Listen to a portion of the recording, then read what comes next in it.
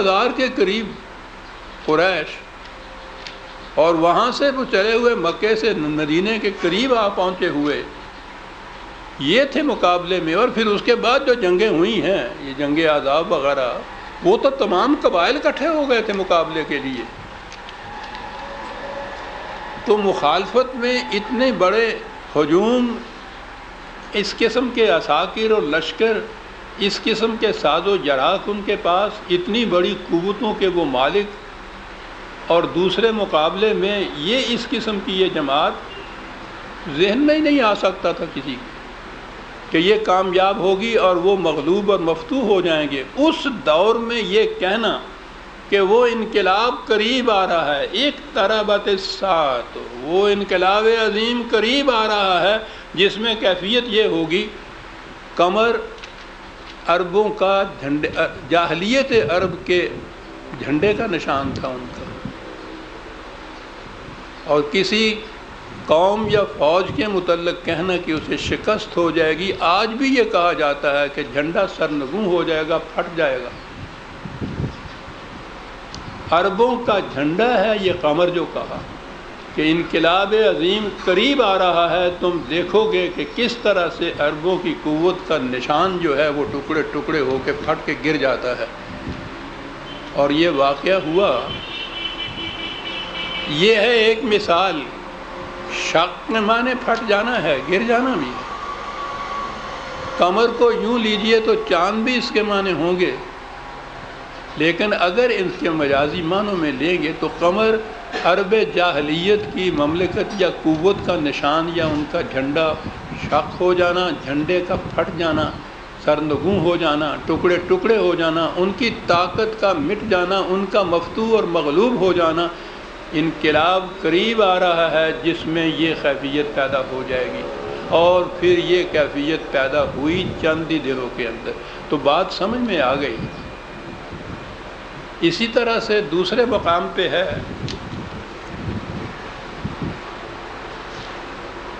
وہ ہے 75/9۔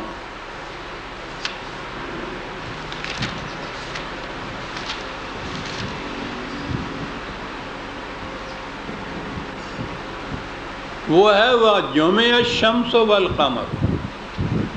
وہی اگر اس کے حقیقی معنی لیے جائیں تو یہ کہ چاند اور سورج دونوں اکٹھے ہو گئے، یہ ہے جو اس کے معنی لیے جائیں گے۔ اب اس پہ پوچھئے نہ ہے کہ کس قسم کی چیزیں سمجھ میں نہیں بات آ سکتی تھی۔ پھر وہی بات کہ پھر یہی قرب قیامت میں جب یہ کائنات، طبی کائنات جو ہے یہ تباہ ہوگی، تو اس وقت کی یہ کوئی بات ہے، ایسے ہوگا۔ اگر اس کے مجازی معنی لیے جائیں، جو کہ یہ مجازی معنی یہ نہیں ہے کہ خدا نہ کرے میں اپنی طرف سے لیتا ہوں، مجھے کیا حق حاصل ہے، یہ تو عربی مبین کی کتاب ہے، عربی مبین میں ہی یہ معنی لکھے ہوئے ہیں، ان کے لغات میں یہ معنی لکھے ہیں، ان کی کتابوں میں یہ معنی لکھے ہوئے ہیں، یہ مفہوم لکھا ہوا ہے۔ شمس ایران کے جھنڈے کا نشان تھا، سورج، اور قمر عربوں کا نشان تھا۔ یہ عرب اور ایران والے، ان میں اتنی دشمنی تھی کہ جیسا میں نے کئی دفعہ درس میں کہا ہے، ایرانی ان عربوں کے ساتھ دوستی تو ایک طرف، جنگ کرنا بھی باعث حد تک سمجھتے تھے اپنے لیے۔ بڑا کبر و ناز تھا، اور ہونا بھی چاہیے تھا صاحب، ایسی سلطنت، مملکت صدیوں سے جس کی تہذیب چھائی ہوئی تھی ساری دنیا پہ۔ دو ہی تو سپر پاورز تھی ساری دنیا میں اس زمانے میں، یا روم کی یا ایران کی، اور دونوں کے ساتھ ٹکراؤ تھا، عرب کی اس جماعت کا، حضور کی جماعت کا۔ تو شمس تھا ایرانیوں کا جھنڈا۔ ایران اور عرب میں آپس میں اس قدر بعد اور تفاوت، اور اس قدر دشمنی اور عداوت، اور اس میں کہا جا رہا ہے کہ وقت آنے والا ہے۔ خسف القمر، پہلے تو یہ ہے جسے کہتے ہیں کہ وہ گہن میں آ گیا، قمر گہن میں آ گیا، چاند گہن میں نہیں آ گیا۔ عربوں کی طاقت جو تھی وہ گہنا گئی، مان پڑ گئی، لیکن اس کے بعد پھر ہوا کیا؟ وَجُمِعَ الشَّمْسُ وَالْقَمَرُ۔ ایران اور عرب دونوں اکٹھے ہو گئے۔ اب اس کے بعد کی تاریخ جو ہے، اور وہ کوئی لمبے عرصے کی تاریخ نہیں ہے، چند سالوں کے بعد کی بات ہے، ایران کو فتح کیا، ایران اور عرب مل کر ایک مملکت بنی۔ یہی نہیں بلکہ اور علاقے جتنے روم کے بھی علاقے جو تھے، مصر وغیرہ کے علاقے بھی تھے، ان کو بھی اکٹھا کیا۔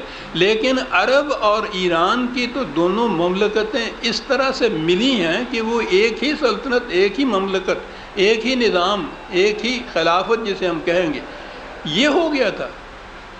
عرب اور شمس اور قمر کے جمع ہونے کا یہ تاریخ کا واقعہ ہمارے سامنے ہے۔ قرآن یہ بتا رہا ہے ان حالات میں جب عرب تصور بھی نہیں اس کا کر سکتا تھا کہ ایران اور عرب کی یہ صورت ہوگی، اور ایران والے تو میں نے جیسا کہا ہے وہ تو ان کے کبر و ناز کے خلاف تھا کہ وہ یہ سمجھیں کہ ہم عرب کے ساتھ مل کے ایک ہو جائیں گے۔ قرآن یہ کہہ رہا ہے اس زمانے میں کہ انقلاب آنے والا ہے، اس میں تم دیکھو گے کہ کس طرح سے یہ عرب اور ایران دونوں ایک ہو کر ایک مملکت بن جاتے ہیں۔ اب آپ نے دیکھا کہ یہ معنی لینے سے کس طرح سے یہ چیزیں واضح بھی ہوئیں، تاریخ نے اس کی تائید بھی کی، اور اس میں کوئی الجھاؤ نہ رہا، کسی قسم کا ابہام نہ رہا۔ کتاب مبین نے اپنے معنی آپ واضح کر دیے، اس لیے کہ اس نے کہا یہ تھا کہ یہ عربی مبین کے اندر کتاب نازل ہوئی ہے، تو عربی مبین سے جب پوچھا تو اس نے یہ بھی بتایا کہ قمر کے یہ معنی بھی ہیں اور شمس کے یہ معنی بھی ہیں، اور پھر تاریخ نے بتایا کہ کس طرح سے یہ شمس اور قمر یکجا ہو کر ایک مملکت بن گئے تھے۔ بات سمجھ میں آ گئی؟ یہ اس دور کے انقلاب کا ہے۔ اب آج جو ہمارے سامنے یہ آیت آئی ہے، یہ صورت آ رہی ہے، پہلی آیت یہ ہے، میں نے عرض کیا تھا کہ یہ عجیب و غریب سم اپ کیا ہوا ہے، تت کٹیا ہے جنہوں کہنے نے، آخری پارے میں تو خاص طور پر آیتیں ہیں دو دو لفظوں کی، تین تین لفظوں کی۔ جامعیت کی یہ کیفیت ہے کہ اس کو کھولتے چلے جائیے، کھولتے چلے جائیے، لا انتہا معانی اس کے اندر چھپے ہوئے ہیں۔ پہلی یہ آیت ہے اذا الشمس کورت، کورت، یہیں سے اس سورت کا نام تکویر ہے۔ اس کے معنی ہوتے ہیں لپیٹنا کسی چیز کو۔ اب شمس کا لپیٹنا، اگر تو وہ شمس سورج ہے تو یہ جو اس کی گردش ہے، تکویر گردش کو کہا جاتا ہے۔